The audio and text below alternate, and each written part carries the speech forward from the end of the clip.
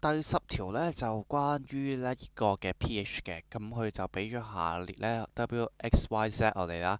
咁我哋見到頭嗰兩個呢都係 acid 嚟嘅，係啦。咁啊，至於之後嗰兩個呢係 alkali 嚟嘅。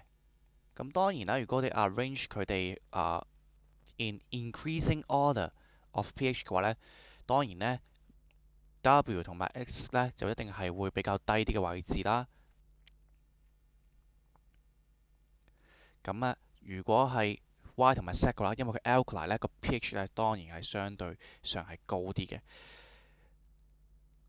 咁所以呢，我哋呢就會再思考究竟呢個 acid 咧點樣分配個位置啦。嗱，首先呢，我哋知道 pH 呢就係 full log concentration of H plus 啦。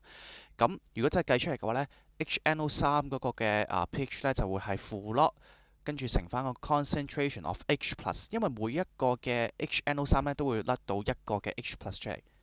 都係 monobasic 嘅，咁所以呢，就乘翻嗰個即係個 concentration 呢都係0.01嘅，所以呢 pH 呢就會係2。不過 H2SO4 呢，其實佢就大 basic 喎，即係每一個嘅H2SO4 就會放到兩個 H plus，所以個 concentration of H plus 呢就會乘翻開2嘅，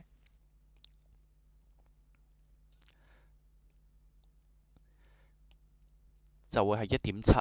咁所以相對之下呢，應該 X 呢會再低啲。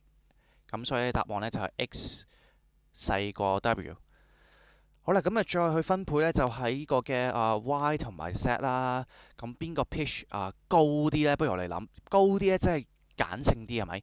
咁鹼性啲呢，就當然係會有多啲嘅 OH minus 啦，就會係鹼性啲。咁所以你見得到呢，應該呢係 Z 呢，佢個濃度呢係高啲嘅喎，所以入面呢就會有多啲嘅 hydroxide ion，即係意思再鹼性啲啦。